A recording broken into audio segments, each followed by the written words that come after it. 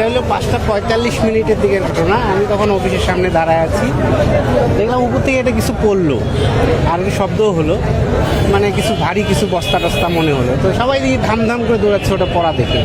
আমিও দৌড় দিয়ে আসলাম, এসে দেখি যে একটা মেয়ে মানে মুখটা নিচের দিকে, পাগুলো ওই সিঁড়ির নিচে পড়ছে। সবাই খালি ভিডিও করছে। আমি পরে মেয়েটার পালস দেখার চেষ্টা করলাম। তো দুজন মহিলা ছিল, তাদেরকে বললাম একটু পাটা উপরে সোজা করেন দেখি। পরে ওরা সোজা করলো, পালস দেখলাম যে পালস নাই, ততক্ষণে মারা গেছে। ততক্ষণে পুলিশও ছিল অবশ্যই সময়। তারপর থেকে এই যে একটু আগে পুলিশ নিয়ে গেল আর কি। আর এটা আপাতত যেটা মনে হচ্ছে যে এই 4তলা থেকে পড়ছে আর কি, আমরা যেটা দেখছি 4তলা এই আবাসিক থেকে, হ্যাঁ মানে নর্থ ভিউয়ের আবাসিকের 4তলা থেকে পড়ছে। আগে আকবরিয়ার সামনে ফোনে কথা বলছে, বুঝছেন? তারপরে তো শুনিতে বলে মারা গেছে। কথা বলছে ফোনে কথা বলছে, ফোনে একাই ফোনে কথা বলা দেখছে। এটা তারপরে দেখি নাই, আমি তো তখন ওই দোকান নিয়েই ব্যস্ত। ঠিক আছে, ওই মনে করেন ওইখানে ঘটনা ঘটছে, আপনারা অলরেডি জানেন এবং শুনেছেন আর কি। সেটা হচ্ছে যে আমাদের এখানে আমাদের জাস্ট নবাবগঞ্জ ফাঁড়ির অপোজিটে যে নর্থ ভিউ হোটেলটা আছে, সেই হোটেলের ছাদ থেকে পড়ে এই নুসরাত নামের একটা মেয়ে মারা গেছে কিছুক্ষণ আগে। সে ক্যান্ট পাবলিক কলেজের ইন্টারমিডিয়েট পরীক্ষার্থী ছিল এই বছর, আমরা এতটুকু পর্যন্ত জানতে পেরেছি।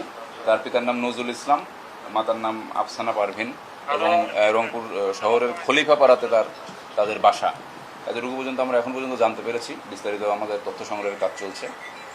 আর আমরা সিসি ক্যামেরার ফুটেজ এবং অন্যান্য তথ্য থেকে যেটা জানতে পারলাম যে বিকাল 5টার কিছু আগে সে এই নর্থ হোটেলের যে ছাদ আছে সেখানে সে প্রবেশ করে এবং সে দীর্ঘ সময় তাকে সেখানে বসে থাকতে দেখা যায়। কিছুক্ষণ হাঁটাচলা করে, মোবাইল ফোনে সে চ্যাটিং করে এবং কথা বলে, এরকম আমরা দেখতে পাই। এবং অবশেষে সে বিকাল 5:42 সময় শার্পলি সে ওখান থেকে একটা রেলিংয়ের উপর বসার পরে সে আমরা দেখতে পেলাম যে হঠাৎ করে সে ওখান থেকে পড়ে গেল। তা এই বিষয়ে আসলে এখন পর্যন্ত আমরা কোনো কনক্লুসিভ সিদ্ধান্তে পৌঁছাতে পারছি না যে এটা আসলে কেন ঘটলো, সে কেন এমনটা করলো। এগুলো আমরা বিস্তারিত তদন্ত করব, তদন্তের পরে হচ্ছে এটা নিয়ে আমরা ফাইনাল মন্তব্য করতে পারবো। না আসলে আমরা তথ্য প্রযুক্তি ব্যবহার করে তার যে মোবাইল ফোনটা ছিল আমরা তাৎক্ষণিকভাবে উদ্ধার করে তার মোবাইল ফোনের সূত্র ধরে আমরা তার পরিবারের সাথে যোগাযোগ করেছি এবং এই দুঃসংবাদটা তার পরিবারকে আমরা জানিয়েছি। জানানোর পরে তারা হয়তো কিছুক্ষণের মধ্যে চলে আসবে। আর সে বিজ্ঞান বিভাগেই পড়তো। আমরা তার সহপাঠীদের সাথে দুজনের সাথে কথা বলেছি, এই কথা বলে নিশ্চিত হয়েছে আর কি তার পরিচয়টা।